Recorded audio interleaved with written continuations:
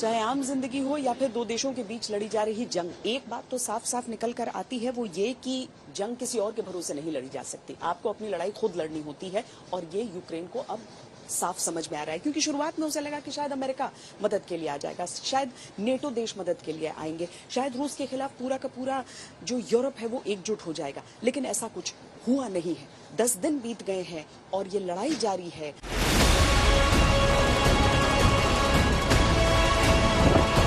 Kyiv की ये तस्वीरें दुनिया को याद दिला रही हैं कि क्यों जंग को आखिर तक रोकने की कोशिश करनी चाहिए। हर ध्वस्त इमारत, अपार्टमेंट से निकलता ये धुआं, बमबारी के बाद जलते ये घर कीव के बिखरने की कहानी बयां करते हैं। सवाल ये है कि क्या इसी बर्बादी के डर से नाटो ने जंग में यूक्रेन को अकेला छोड़ दिया है? क्या एटमी युद्ध के डर ने नाटो को यूक्रेन से दूर रखा हुआ है? यूक्रेन रूस के खिलाफ अकेला लड़ रहा है। दुनिया को बता रहा है कि अमेरिका और नाटो ने अगर हिम्मत दिखाई होती तो वो रूस का एक दो नहीं बल्कि उसके आसमान में उड़ने वाले हर लड़ाकू विमान को ढेर कर देता, लेकिन अफसोस नाटो ने उसे दगा दे दिया।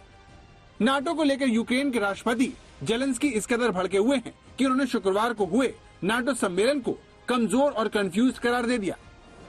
नाटो के यूक्रेन को नो फ्लाई जोन घोषित न करने पर राष्ट्रपति जेलेंस्की भड़के हुए हैं।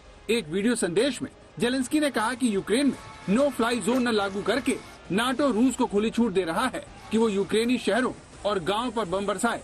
Ми вважаємо, що країни НАТО самі створили наратив, що начебто закриття неба над Україною спровокує пряму агресію Росії проти НАТО. Це самогіпноз тих, хто слабкий, невпевнений, внутрішньо, хоча може володіти зброєю у рази сильнішою, ніж... दरअसल नाटो महासचिव ने यूक्रेन की नो फ्लाई जोन की डिमांड को सिरे से खारिज करते हुए उन्होंने चेतावनी दी कि ऐसा करने से यूरोप में रूस के साथ बड़े पैमाने पर जंग शुरू हो सकती है। इसीलिए नाटो सदस्य देशों ने फैसला किया है कि यूक्रेन के ऊपर नाटो के विमान नहीं उड़ेंगे। One of the responsibilities we have, even as we are doing everything we can to give the Ukrainian people the means to defend themselves effectively against Russia, we also have a responsibility, as the Secretary General said, to ensure that the war doesn't spill over even beyond Ukraine. And again, because I think he put it so well, as he noted, the only way to actually implement something like a no-fly zone is to send NATO planes into Ukrainian airspace and to shoot down Russian planes, and that could lead to a full-fledged war. In Europe, President Biden has been clear that we are not going to get into a war with Russia, but we are going to tremendous lengths with allies and partners to provide Ukrainians with the means to effectively defend themselves. And of course, we're seeing every single day their extraordinary heroism, as well as very real results in what they're doing to achieve that. लेकिन Ukraine के राष्ट्रपति Zelensky NATO और America की इस दलील से सहमत नहीं है और मानते हैं कि ये रूस से ज्यादा शक्तिशाली नाटो की कमजोरी का प्रतीक है। दरअसल जेलेंस्की चाहते हैं कि नाटो देश यूक्रेन को नो फ्लाई जोन घोषित करें। नो फ्लाई जोन उस इलाके को कहते हैं जहां किसी अनधिकृत विमान को उड़ने की इजाजत नहीं होती। आमतौर पर ये इलाका सैन्य ताकतें तय करती हैं। युद्ध या संकट के समय ऐसे जोन बनाए जाते हैं। नो फ्लाई जोन में किसी तरह के विमान को ऑपरेट करने की इजाजत नहीं होती। इसके उलट एयर स्पेस बंद करने से सिर्फ कॉमर्शियल विमानों पर रोक लगती है।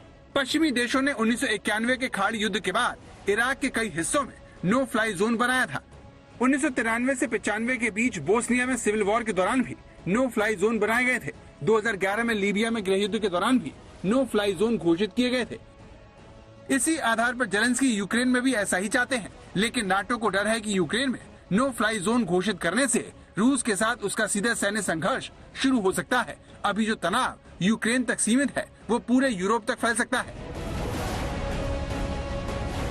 क्योंकि नो फ्लाई जोन घोषित करने का सीधा मतलब ये भी होगा कि नाटो पायलट रूसी एयरक्राफ्ट को उड़ा सकेंगे। बात यहीं तक नहीं है, नाटो को अपने मिशन को सपोर्ट करने के लिए रिफ्यूलिंग टैंकर्स और इलेक्ट्रॉनिक सर्विलांस एयरक्राफ्ट भी तैनात करने पड़ेंगे। इनकी सुरक्षा के लिए नाटो को रूस और बेलारूस में जमीन से हवा में मार करने वाली मिसाइलों को नष्ट करना होगा, उससे तनाव और बढ़ जाएगा। लेकिन जेलेंस्की अड़े हुए हैं और नाटो देशों पर दबाव बनाने के लिए सीधे यूरोप की जनता का इस्तेमाल कर रहे हैं। ऐसी एक कोशिश में उन्होंने रूस के हमले का विरोध करने वालों को वीडियो कॉन्फ्रेंसिंग के जरिए संबोधित किया और यूरोपीय देशों पर तंज कसा कि अगर यूक्रेन नहीं रहा तो यूरोप भी नहीं रहेगा। Сьогодні відбувся саміт НАТО. Слабкий саміт, розгублений саміт. Саміт, на якому видно, що не всі вважають боротьбу за свободу для Європи метою номер один.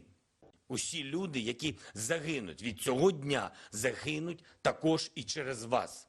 Через вашу слабкість, через вашу роз'єднаність. Сьогодні керівництво Альянсу дало зелене світло для подальшого бомбардування українських міст та сел, відмовившись зробити безпольотну зону. Ви могли закрити небо, але... तो जिस नाटो में शामिल होने के लिए जेलेंस्की ने पुतिन को नाराज किया, उस संगठन के साथ उनके मतभेद रोज बढ़ते जा रहे हैं, जिसे रूस ने एक नया एंगल दे दिया है।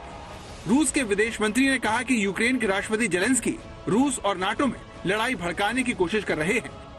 रूस की बातों को यूरोपीय देश कितनी अहमियत देते हैं उसे इसी बात से समझा जा सकता है कि पुतिन की एटमी युद्ध की धमकी के बाद से यूक्रेन के आसपास के यूरोपीय देश डरे हुए हैं। मध्य यूरोपीय देशों में तो एक अलग तरह की बेचैनी है। रूस के परमाणु अलर्ट आने की खबर के बाद से मध्य यूरोपीय देशों में आयोडीन की खपत बढ़ गई है। बुल्गारिया में पिछले कुछ दिनों में ही साल भर की आयोडीन बिक गई। लोगों का मानना है कि अगर परमाणु हमला हुआ तो आयोडीन उन्हें रेडिएशन से बचा लेगा। सिर्फ इतना ही नहीं, पोलैंड से लेकर बुल्गारिया तक के लोग इस समय पासपोर्ट दफ्तरों के चक्कर लगा रहे हैं। लोग अपनी गाड़ियों के फ्यूल टैंक को फुल कराकर अतिरिक्त ईंधन साथ में रख रहे हैं ताकि किसी भी समय अगर देश छोड़ने की नौबत आए तो वो वहाँ से भाग सके। यानी पुतिन के तेवरों से यूरोप डरा हुआ है। नाटो ने यूक्रेन की एक हद से आगे मदद करने से इनकार कर दिया है, जिसने यूक्रेन की तकदीर को पुतिन के हवाले कर दिया है।